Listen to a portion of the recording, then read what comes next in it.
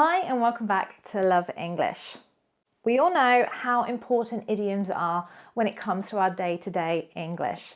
When it comes to sounding a little bit more natural and native and of course expressing ourselves concisely. When it comes to the workplace, whether you work at McDonald's or in a big corporate company, idiomatic expressions are everywhere. And these 10 idioms are really going to help you express yourself clearly at work and, well, just sound more colourful and interesting in your language.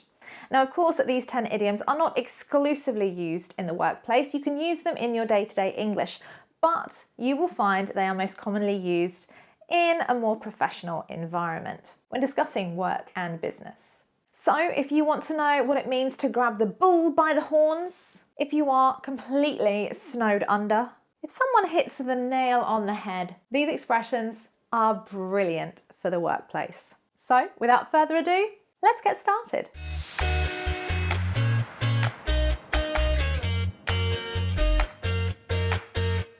Number one, if you take the bull by the horns, you are acting decisively in what is quite possibly a rather tricky and difficult situation. You are acting in an assertive manner and showing really perhaps your leadership skills and ability to deal with difficult situations. I decided to take the bull by the horns and discuss the problem with my boss. We really needed to address the issue. It may have been okay for you to turn up to work late in your old job, but really, that kind of behaviour just isn't going to fly here. So in this case, we're not talking literally about flying, but we are talking about behaviour that is acceptable, or in this case, not acceptable. It's usually used in the negative form. That isn't going to fly. So we often use it in the future tense, talking about potential behaviour, things that you might do in the future and how it's not acceptable. She has a terrible attitude at work and it really isn't going to fly anymore. Number three is a fantastic expression and possibly one of my favourite, to hit the nail on the head. If you tell someone you've hit the nail on the head there, you're basically telling them that they are absolutely correct, that they have identified something and correctly assessed it really. Often in the case of identifying a problem. So, for example, I really think you hit the nail on the head there when you told the boss that we needed to really scale back our spending. The company isn't going to survive if we carry on like this. Now, when it comes to meeting expectations or requirements in the workplace, we can use the idiom cut the mustard, to cut the mustard. And again, this expression is often used in a negative sense. I'm sorry, but your report writing just really doesn't cut the mustard. Essentially, it's not good enough. It's not up to standard. We're not talking about the condiment, mustard. We are referring to your skills, your ability to do something. So really quite negative if somebody tells you you don't cut the mustard. You're not up to the correct standard. You're not able to do your job, essentially. The report didn't quite have enough data to cut the mustard. I suggest you go back and see if you can find more facts and figures. Number five, to do something off the cuff. This is your cuff, and when you do something off the cuff, you are doing it spontaneously, without preparation. And this really does take quite a lot of skill when it comes to the workplace. I answered his questions off the cuff. I wasn't prepared at all, but I think I did okay. So off the cuff, to do something without preparation, spontaneously. Now, you've all heard the expression, let's get down to business, but have you heard, let's get down to brass tacks? Let's get down to brass tacks. Essentially, let's get to the point. Let's address the main issues and not really go around it.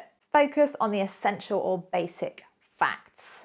Before we go into detail about everybody's role in this project, let's get down to brass tacks. What really do we need to achieve? Now, most of us are hard working. At least I like to think so. And when you talk about working your fingers to the bone, ooh, sounds a bit disgusting, but all it really means is that you're working incredibly hard and really probably too hard. Wow, I have worked my finger to the bone for my boss and he still doesn't appreciate me. What's wrong with him? I think I need a new job. So to work your fingers to the bone. Now, if you decide to go back to the drawing board, or indeed if your boss says, look, I'm sorry, I think we need to go back to the drawing board here, you are starting again. From the beginning, when a project or proposal is basically not accepted. Well, the plans for the new hospital were rejected, so I guess it's back to the drawing board, starting all over again. Now, have you ever felt that you were completely snowed under? And no, I am not talking about an avalanche and being under literal snow. When you are snowed under, often with something, you have so much to do. I was snowed under with emails. I just couldn't get the work done.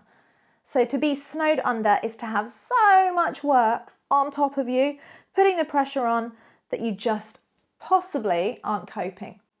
I'm sorry I didn't get back to you sooner. I was snowed under reading the reports, but I think I've got through it now. And finally, number 10, it's a dog-eat-dog world. A dog-eat-dog world. Not a very pretty picture if you think about the literal meaning, but of course idioms are not literal, they are figurative. So when we talk about it being a dog-eat-dog world, we're saying it's cruel, it's hard, it's competitive. So for example, I'm so sorry you didn't get the promotion, but you know what? It is a dog-eat-dog world out there. Better luck next time.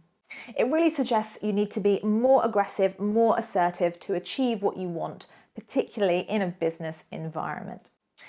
And there we have it, 10 idioms, a very simple, brief lesson, but hopefully one that was useful.